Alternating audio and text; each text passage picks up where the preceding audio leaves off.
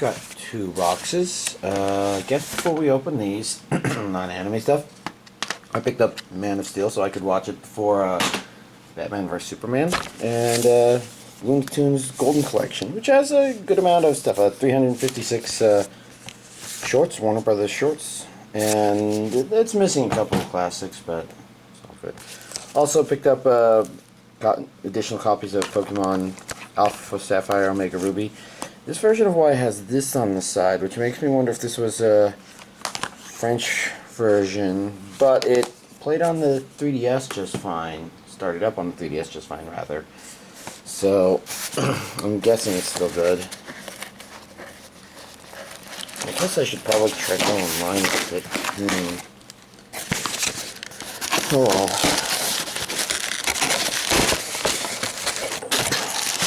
Next up we got that, and then we got a Right Stuff package.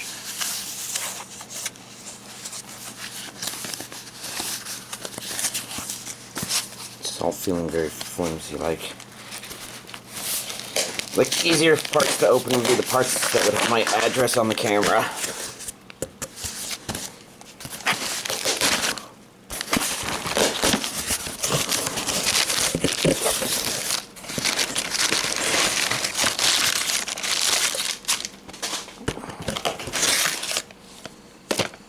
Let's just take these out. Here's the receipt, can go over this way, and these here. I think that's, looks like that's everything here. Post-it notes. Got more than I will ever need. Coluboccoro, Sailor Moon. Alright, yeah, why don't we just begin with these? We'll start here with Lie In April. I'm trying to decide if that's a one or if this is a complete collection. Episodes 1 through 11, so it could be. I've seen this one mentioned quite a few times, so I am curious.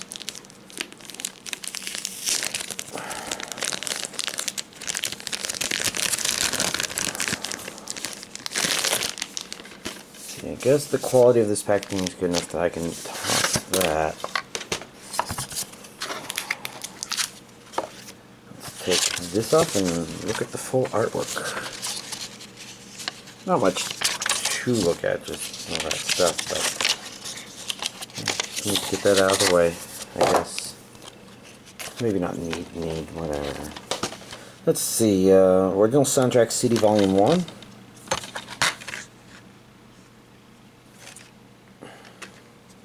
Pretty neat packaging.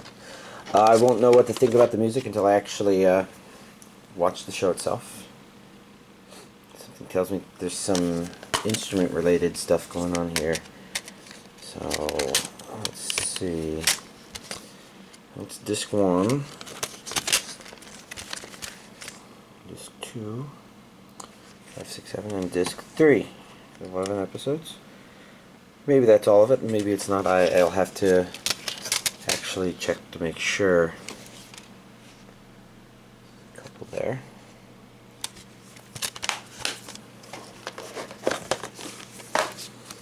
Now this feels like postcards. These would actually probably be really good to look through. But tired. So standard questionnaire purchase. What is that? That is something. That does say something.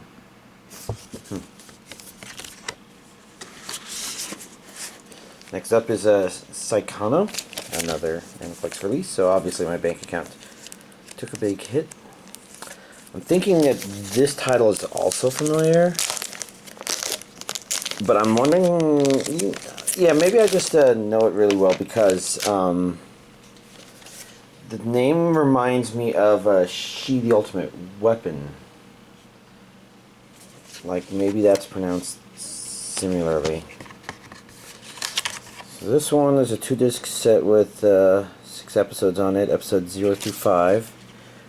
So I'm guessing this one's not complete.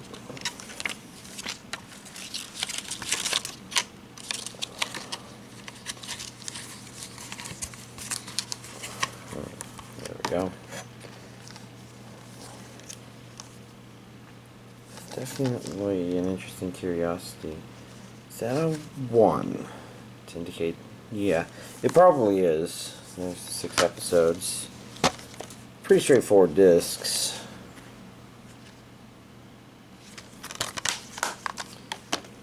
But I said, yeah, it's 1. Oh, look, postcards. More postcards. But, yeah, proof of purchase says it's a Blu-ray Volume 1. So maybe not as bad as some past Aniplex releases in that I guess maybe they're increasing the episode density a little bit. Now we have Monthly Girls Nozaki-Kun, which I've actually been very curious about. Although seeing the stuff here, it looks a bit more shoujo-ish. The character designs are kind of a little bit away from that conceptually. As in, like, I'm not sure what to make of it. I guess I'm mostly familiar with seeing a couple gifs of these two people being entertaining. Camera thinks his face is an actual face. None of, oh, her face as well on the camera. Now, there's something strange about the box set. Not necessarily bad, but it has a weird texture to it. I'm not quite sure what that is. So this, okay, so this is a Sentai release, so we probably want to check, it says it's Region A, English dubbed.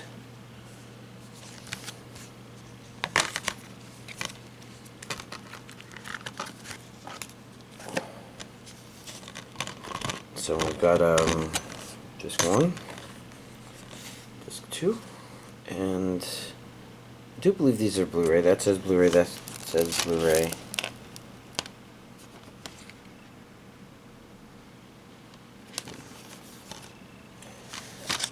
These are interesting. This looks like a fold-out poster, which it turns out it is.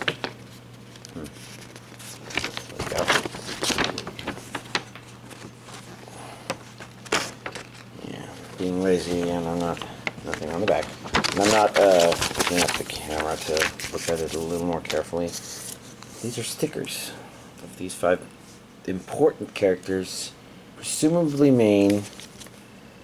Not sure.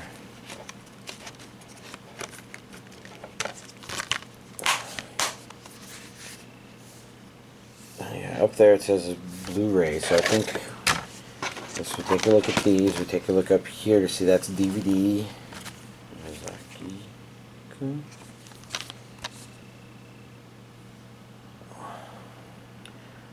All 12 episodes on 3 discs. Nothing particularly notable there, and I can see that the disc art is different, which would make sense since this is not as haphazardly thrown together as me buying the DVD and the Blu-ray stuff. This is an actual limited edition complete collection, whatever.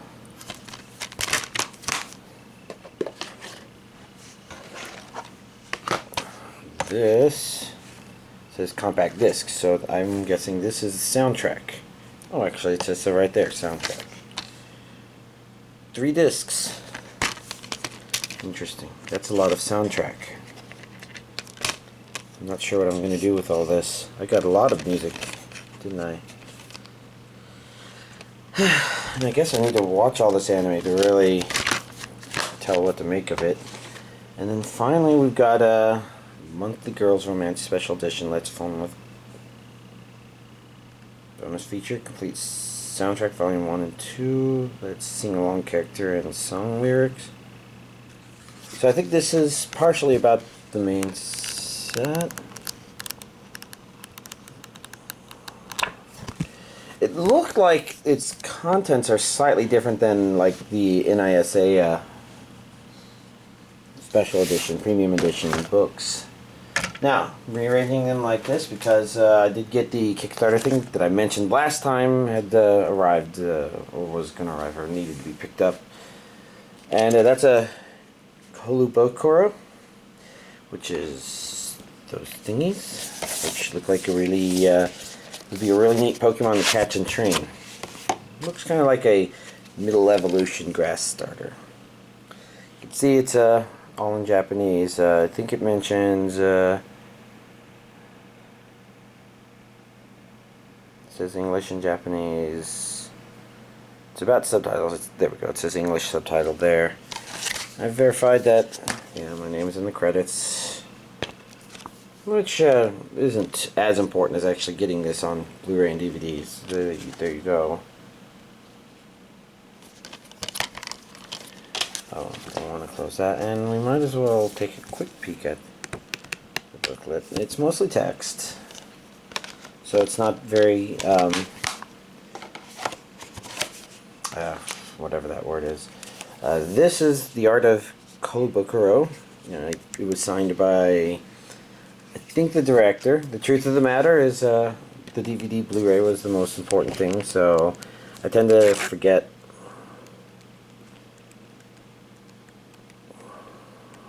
what exactly I was supposed to get. I had to relook it all back up because this seemed small. And then this one's actually kind of a neat thing, also signed. If you've seen that those Puella Magica Madoka Magica boards that came with if you went to theaters and watched Puella Magica Madoka Magica movie 3, this is kind of the same thing, except it's neat. It's bigger. It's kind of an artsy version of the characters and their information. I like it. The only issue is it did get a little bent during shipping, but it's a tolerable damage. It's in the corner that's probably the least busy corner, and it looks fine. Otherwise, well, not even otherwise. You wouldn't even, you might not have even noticed it until I pointed it out. Anyway, this week's anime DVD collection update. So I'm having trouble remembering exactly what all happened throughout the week. I'm guessing because I left this here, I think last week, that means I started watching it, was a couple episodes in, and what did I think about it? I guess overall, I thought it was okay. Otherwise, if I did talk about it last time, then, anyways, what can I really say about it that, it hasn't faded away yet? I don't know. I guess it was interesting watching. It was okay. It's not quite as relationship deep as whatever that one, I can't remember the name of, where I wasn't entirely convinced by the guy's change. I guess last time I was talking about how the main guy kind of was hinting on something. Part of the issue, though, is I don't think he really completely understood what he was hinting on. Because basically, it's one of those things where he was damaged, and so he's actually just being an asshole with a kind of sliver of truth that isn't something that's like an insight he has into the real world, so much as he's just being cynical and a bit insensitive. So, I guess it's one of those shows where it's all about a guy who's a project, I guess. I did think it was important to watch Coluboccoro.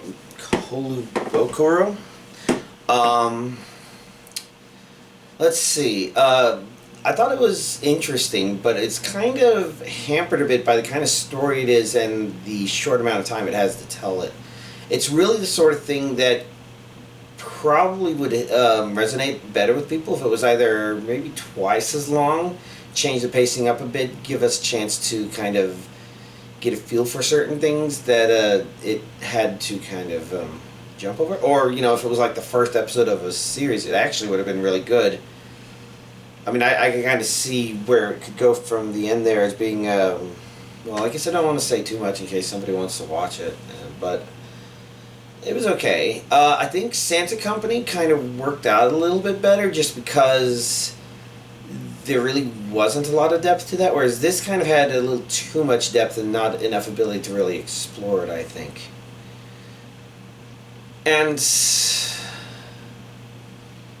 I guess that's basically it. It was nice. Yeah, it's stuff. And I watched Data Live 2, and I just finished it last night, so what can I say about it? I guess it was okay. I'm trying to remember if there was anything about the first season. I guess I can remember some things that were just kind of frustrating. Not like aggravating, but just kind of like slightly irritating and something you have to kind of deal with while watching it. I sort of remember some of that stuff in the first season. It seemed that a lot of that stuff was toned down for this one. Maybe more because of how things had developed before. And I'm trying to remember if I can remember some of the better details. But I thought it was entertaining. It's like, I guess with the first one, it's amusing. It's an interesting premise and it's kind of going along with it. But then it shows you that just because that's the premise it's going by doesn't necessarily mean that it can hold up to that. And so in the second season, it plays things a little differently, which I'm not saying it's like a really refreshing, super new sort of harem concept approach, but rather it's, I don't know. It could also be that I just watched so much shoujo all at once that it's kind of refreshing to be back in my own element, I guess. But I'm not sure. I just thought it was entertaining. I actually, if I had the movie that's a sequel to this, apparently, then I would probably be game for watching it because it was entertaining enough. Speaking of movies, where's that Strike Witches movie? So let's see. Outside of that, what sort of things are there that cause distractions? Obviously, I was up visiting my brother on Friday, but the Warner Brothers set, I guess, was a big one. There was a lot of episodes to process to put on my private streaming service so I could just watch whatever whenever. And that kind of process is kind of why it's good, because for a big set like this, even though that took a lot of time to do, it gave me a vague mental map of what was on there and what might be missing. And I think the two big ones that come to mind, one of them is maybe not necessarily Warner Brothers per se, I think it's MGM, but that's a Red Hot Riding Hood. But it does kind of fall into that same kind of category. So, you know, I looked it up and it looks like Looney Tunes Platinum Editions are probably what I need to get. Blu-ray versions specifically, because the extra DVD disc and Blu-ray Volume 2 has a Red Hot Riding Hood, which seems kind of notable. The other one was the classic Marvin the Martian episode where his famous phrase, "Where's the kaboom? There was supposed to be an earth-shattering kaboom." You know, his most well-known line, that episode was actually not in this set. That one's in the first volume of the Platinum Edition, or the Platinum Collection, though. And so I'm guessing probably get all three of those. I can see that there's a lot of overlap, so I'm not getting a super ton of new episodes whenever I get those, but I'm going to get those. I guess I forgot to mention, you'll probably notice that there was not a copy of Pokemon X in that pile of Pokemon stuff that I was showing you, and that's because I did order a copy, but then a friend's like talked about how if he were to play, he would be playing X. I'm like, here, take it. Please start playing right now. I need more people in my peer group playing. Well, I don't need it. I want more people in my peer group playing, because then it's just end of 4th gen, beginning of the 5th all over again. And then, of course, there's this thing in my hand. I did watch Man of Steel. My thought about it, it really annoyed me in the very beginning. After that, either I kind of got used to it, or no, it was definitely full of problems. There's some really neat ideas in there and things that they're like, oh, we should do this, but I kind of feel like it had too much going on.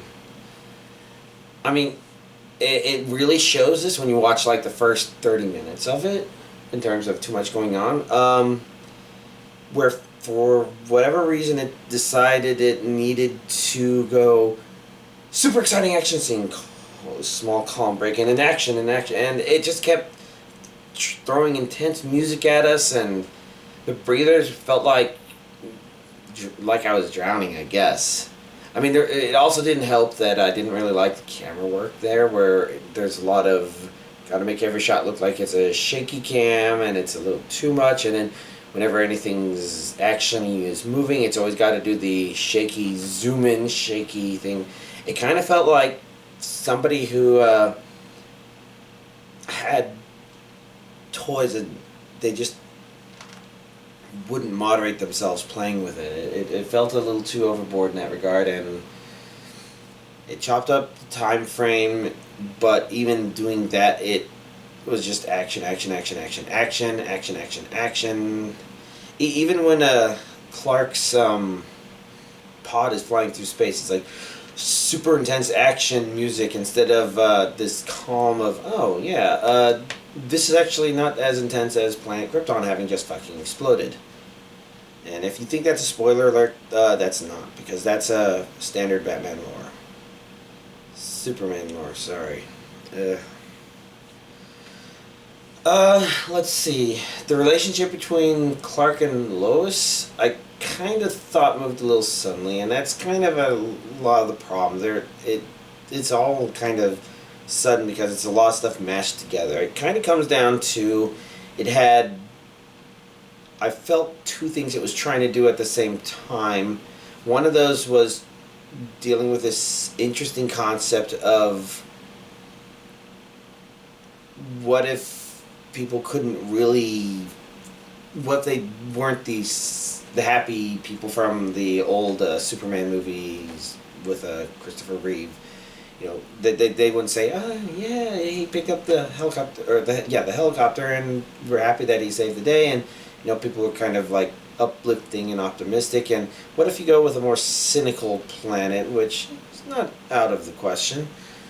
And can Superman? How does Superman deal with that in terms of trying to become an inspirational figure for people, to help inspire people to do the right thing and be better people and work with each other and stuff like that? You know, that was a very central concept through Man of Steel. And I think, well, I can kind of understand why they did the other stuff in there. I'm just trying to think what I should say about what goes on in here. The biggest problem I had with a lot of that stuff is it's a little too focused on, okay, how can we make sure this is dangerous for Superman? Like, those are two things that are happening at the same time, and it's kind of hard to necessarily... They kind of take away from each other, I thought.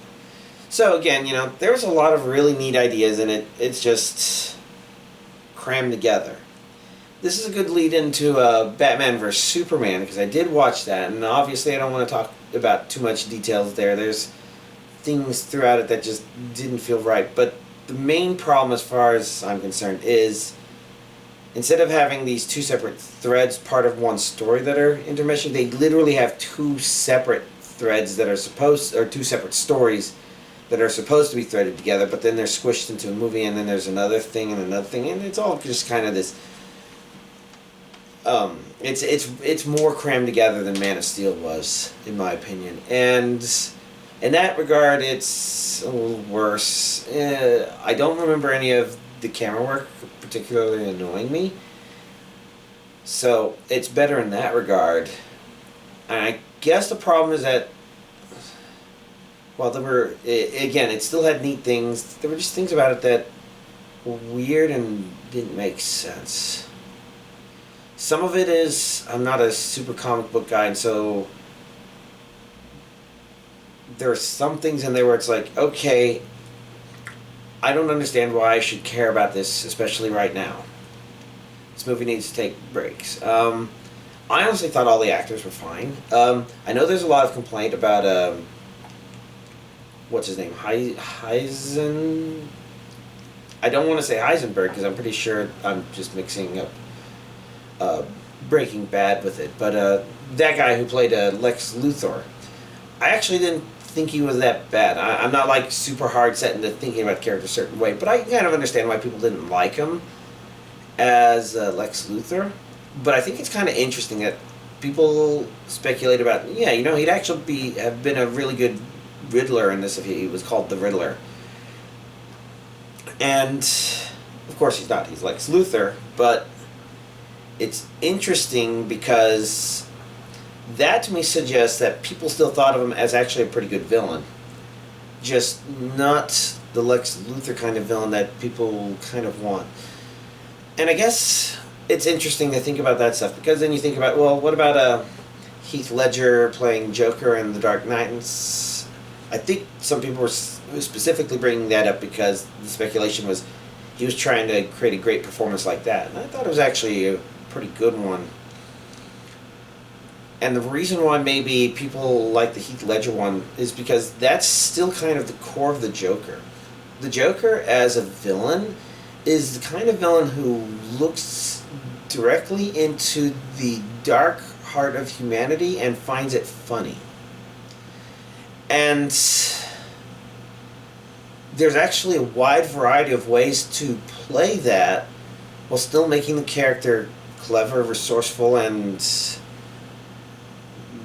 mystifying, I guess. And that's why I think there's like all these portrayals of the Joker that are great.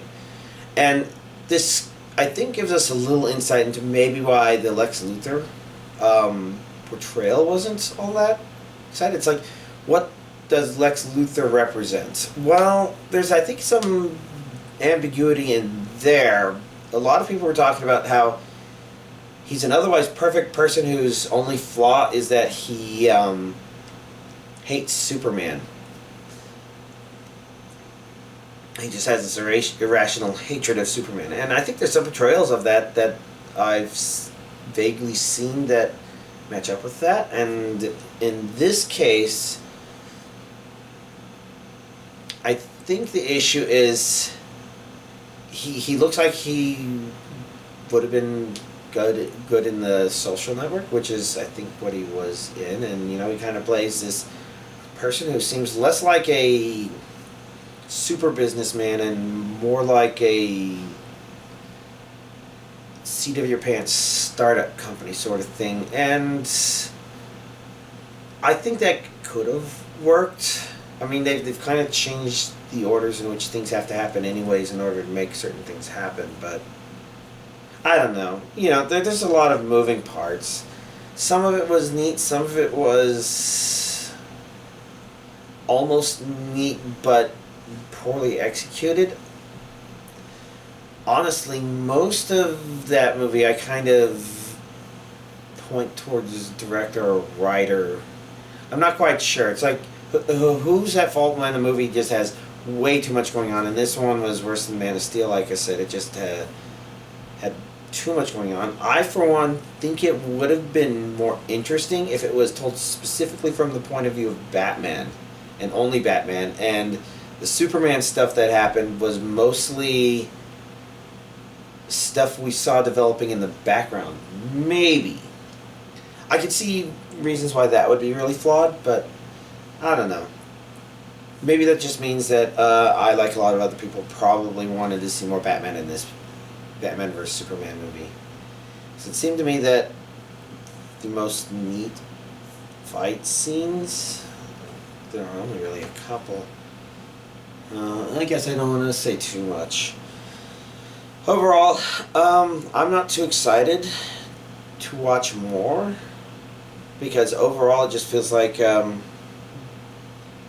this is too much of a rush to try and catch up to Avengers. Avengers spent a good amount of time building stuff up, and so even if you say, yeah, the first Captain America movie was kind of mediocre, I'm like, yeah, but I could understand, I could follow it, I could sympathize with the characters a bit more because I got more time with them, and it's only really mediocre because, well, I guess I don't know, I think I'm going off on a tangent, and I'm trying to remember and trying to think, but I'm also kind of exhausted. In Pokemon, I was just trying to get berries. I kind of realized that as good as Mega Caesar is, that setup phase of his really does make him susceptible to a lot of battle tower or battle mason bullshit. So I need to create another team, and so I'm playing through Pokemon X because if I'm going to create and breed more Pokemon, then I really ought to transfer my breeding to a game in which it is the game that I did not catch the Dittos in, so that the breeding happens a little faster. So that's what I'm doing. I'm playing through Pokemon X. I started training up the Pokemon 2 days ago, started playing yesterday, and I'm 7 badges in, and I just finished the stupid teleporter maze, spinny end teleporter maze for Team Flare's headquarters. So there's that, then there's that, then there's over there, then that, then that, then that, then Pokemon League. So with any luck, this won't delay my taking on the Pokemon League tonight, and then I guess firing up Pokemon Bank. Probably getting those 3 Reggies. And then and then breeding stuff. And if any of you have played it and you're kind of curious, the team I'm going to be building for the Battle Mason is a Mega Kangaskhan team. The idea is that Mega Kangaskhan gets 2 attacks, so a lot of hacks do not happen. Now granted, if one misses, they both miss, but the idea is it'll be a fucking beast. It'll hit a lot of things ridiculously hard, and all I have to do is prepare things. They say they use return, which I guess means they're intentionally not using double edge. I could kind of see why that could be an issue, but I guess I'll just at least leave that possibility open. That's the plan. And of course, supporting that is going to be 2 stalling Pokemon, which will be Chansey. The first person I saw using this team was using Blissey, and the trade-off there is Chansey just has better defensive stats thanks to Eviolite, but gives up the item slot so it won't have leftovers. But it looks like the set primarily doesn't depend on leftovers as it is, so that should be fine. And then a Poison Heal Gliscor. One that's designed to stall. I think there's a physical stall and a special stall, and depending on the types of the Pokemon that are out, which one I choose, and we'll see how it works out. Oh, I can't just end it there. I have to say y'all have a nice week.